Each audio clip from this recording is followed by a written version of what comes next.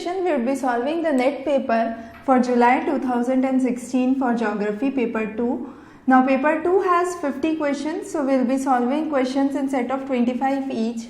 Now the first question, before we start, with every question that has been from the concepts given in our previous videos, I have mentioned the link of the video, so you can just go on and watch that video to help understand this question better. So each question would have different links, you can just go through those to help understand the details of these concepts. Now the first question here is, the normal cycle of erosion is associated with. The correct answer is fluvial erosion. Now Davis cycle, if we consider as one of the normal cycles of erosion, he explained the cycle of erosion based on the river flow. So the stages of young, maturity and old age would be considered as the cycles that he considered under his erosional under his process of cycle of erosion, and that was based on the fluvial erosion. So the correct answer here is fluvial erosion. Next question. Now this is a direct question based on the definition per se, I can say. So the drainage pattern which is not controlled by the parent structure on which it flows is known as insequent. Sequent structure includes consequent, subsequent and resequent. We have included the details in our previous video. And insequent is the only drainage pattern that is not governed by the landform or the regional slope of the area. Next question. What is swash and backswash? Now these are the terminologies related to seawater. So when the seawater strikes the land surface, it is known as swash, and when it retreats back, it is known as backswash. So the answer would be forward movement of seawater up the beach after the breaking of a wave is known as swash. Next question. Which of the following is not a glaciofluvial deposition? Now drumlins, eskers and kims are glaciofluvial depositions. However, horn is a feature of glacial erosional landform. So if you go there on this video, you will find the details of the glacial erosional landforms, depositional landforms and the glaciofluvial depositional landforms. So horn is the structure which is created by erosion and it's at the top of the glacial rock, I can say, and the region, if there are 2 or 3 horns that meet, that would be known as AT. Next question. The unconsolidated rock material deposited by surface wash at the base of the cliff is known as colluvium. Alluvium is the landform deposited by the river flow. Moraines are due to glacial origin. So the correct answer here would be colluvium. Next, which of the following represents the source of atmospheric energy? Now, most of the questions in this paper were direct, except few of these which were tricky. Now, to understand this question, let's move on to this diagram and see. If I am talking about the source of atmospheric energy, I need to see what is retained in the atmosphere. So you have 7% by conducting air, 23% by latent heat, and this 23% I can say is the widest arrow that you can see among all of these. Now this is what is radiated. So what is radiated would not be included in part of atmospheric energy. So the question asks, which of the following represents the source of atmospheric energy? So whatever is retained in the atmosphere would be the result of latent heat that is released, and that is around 23%. So the correct answer here would be C. This is not a kind of direct question where you can find the answer directly, but this is a kind of question based on the concept that you need to understand. So the whole class of energy budget is dedicated to this. You can check out the details there. Now next is, which of the following process is important for formation of lightning in a developing cloud? Now this is a kind of question which I believe is not complete, or I can say the language formation is not proper, because what is asked here is the basis for the formation of lightning in a developing cloud. Now when we talked about lapse rate, if you remember, we discussed the dry adiabatic lapse rate and the saturated or wet adiabatic lapse rate. So when the earth becomes hot, you have the air parcel that rises. It rises till a point that it reaches the saturation or dew point, and then there is latent heat of conduction that's released, and because of which the air parcel rises. The point till where there is no input of I could say atmospheric or saturated layer is known as dry adiabatic lapse rate, beyond which it is known as the saturated or wet adiabatic lapse rate. Now in wet adiabatic lapse rate, if I say the air parcel, the lapse rate of the air parcel is less than the surrounding region, what would happen? This air parcel would continue to rise. Now let's consider this air parcel as a cloud here, that's a developing cloud. Okay, it would be developing, so it would be a developing cloud here. What would happen? The lapse rate would be less than the surrounding atmosphere. As a result, the system would become unstable and it would continue to rise. Now this would be the reason for the vertical updraft that would occur, and finally there would be ice crystals that would be formed, and these ice crystals will coalesce to form the grapples, and these would ultimately become so heavy that they won't be able to sustain in the atmosphere and they would fall down, and that would lead to thunderstorms or formation of lightning in the process of thunderstorms. So this is how we understand the process of thunderstorm. Now the choices here D and A are obviously wrong. Now between B and C, I believe B should be the correct answer, because the lapse rate is the reason for the vertical air current formation, and if there is only vertical air current formation that we are talking about, that would not in all cases lead to thunderstorm formation. So we have to see which of the features would lead to thunderstorm formation and lightning. So that would be primarily the lapse rate. Next question. Now here you have the concept given that land heats more quickly, that you have been reading from class 6 onwards, I believe. So it's what you read is the land breeze and the sea breeze. So we say that land heats more quickly, and because it gets more hot during the summer months. So what would happen here is the land surface is heated more quickly and at a greater extent than water. But why? The reason is the land is opaque. However, the water is transparent, so the sunlight can pour deep beneath it and the heating element would be less. However, since land is opaque, it won't penetrate much. As a result, it would get hot quickly. So reason would be the correct explanation for this assertion. So I can say both are true and reason explains the assertion. Next question.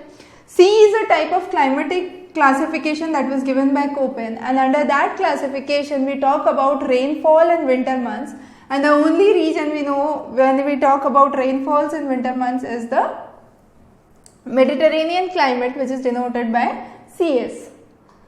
Next question. Which of the following statement is not true about Coriolis force? When we discussed Coriolis force, we saw an animation that talked about 4 kids playing on a merry-go-round, and when they are leaving a ball, it won't go straight, it would deflect, and that deflection is what is understood by Coriolis force. So it is the effect of the rotation. In this case, it's the rotation of the merry-go-round. However, in case of Earth, it's the Earth's rotation. Definitely it is 0 towards the equator and it is maximum towards the polar area, and it is proportional to wind speed and sign of the latitude, I can say. However, it is not directly related to the frictional force, so answer would be C. Next question. It's again a direct question.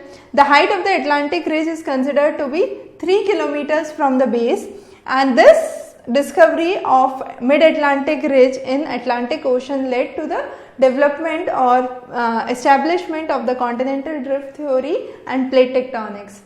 So the answer would be 3 kilometers. Next question. Coral reefs that are found attached to the shore. So if you have a coral reef that's attached to the shore, it would be fringing reef. If it's parallel to the coast, it would be barrier reef.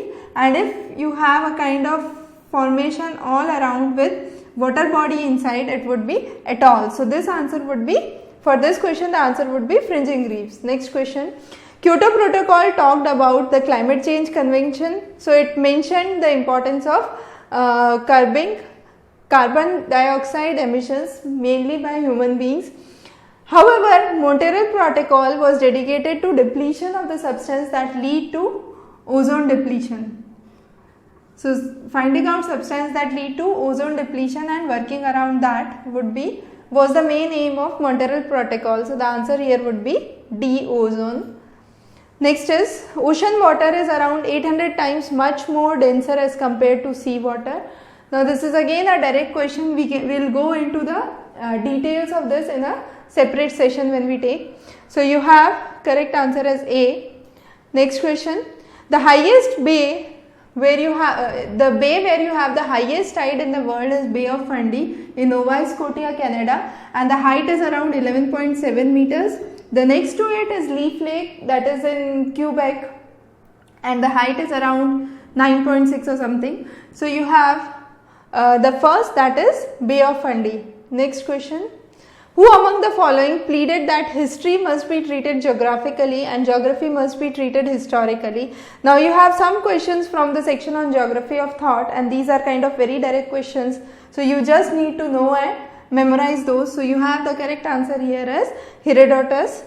Hecataeus talked about the regional divisions of the world, while Thale talked about the mathematical principles applied for calculations. The next is, which of the following is a philosophical basis for quantitative revolution? The correct answer would be positivism, because positivism laid down the foundation stone for logical thinking and empirical observation, and under that they later on propounded the concept of quantitative revolution and later on locational analysis. That was all under one go. So in the class on quantitative revolution, you have all these that has been discussed. Next question, the statement Egypt is a gift of river Nile is again attributed to Herodotus. So Herodotus was the one who believed that Egypt is a gift of river Nile. Next, which of the following scholars made correction to Ptolemy's book? Now Ptolemy's book was considered to be lost, and it was highly preserved in the Arab world because a lot of Arabian scholars worked on Ptolemy's work and later on tried to preserve it. There are numerous scholars who made different type of corrections, but the most renowned would be Al-Idrisi. You have works from Al-Barun, Al-Khwazam, who have also worked around Ptolemy's work and have made minor corrections, but the most remarkable in this case would be Al-Idrisi. We will discuss these more when we will cover geographical thought. Next is, who among the following developed the concept of mental map? Gold and White developed the concept of mental map, and they considered it to be a graphical representation of reality of space. Next question. You have to match the concept with the definitions. So it's a kind of direct question. What is continuum of urban spaces? Continuum of urban spaces is you have a kind of series of urban spaces, so that's gradual and continuous decrease in urban population with descending rank size, I could say. Next is, you have Losch model. Losch talked about hexagonal systems that were superimposed. So hexagonal system superimposed was given by Losch. Then urban hierarchy concept is a relation, is a group of towns of decreasing order but nearly equal size of importance.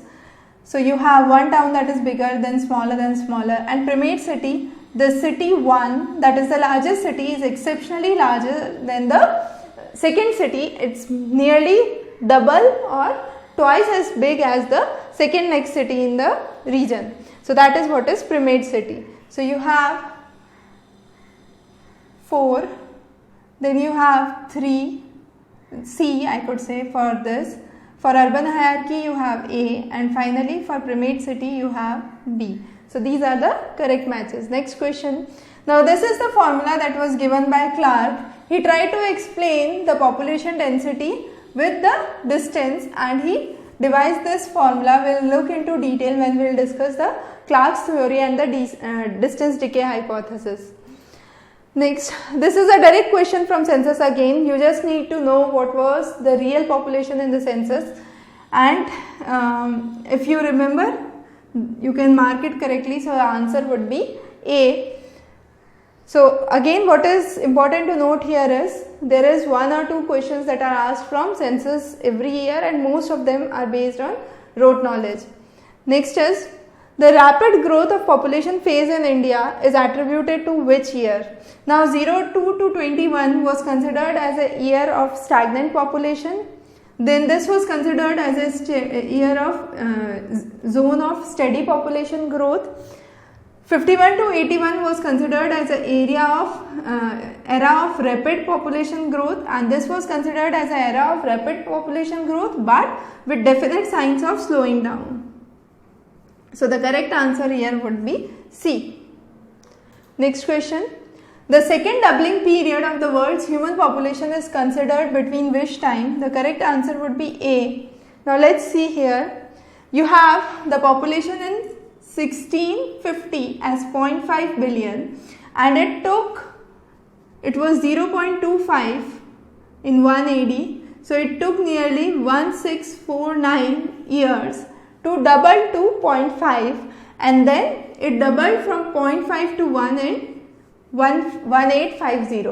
So the doubling period, the second doubling period, so this is the first doubling period that we have talked about. So second doubling period here would be this period from 1650 to 1850, and population doubled from 0.5 to 1 billion. Now with this we covered the 25 questions for paper 2 geography. We'll be covering the next set of 25 questions in the further lectures, and then we'll be discussing paper 3. You can subscribe to our channel for any further updates. Have a good day.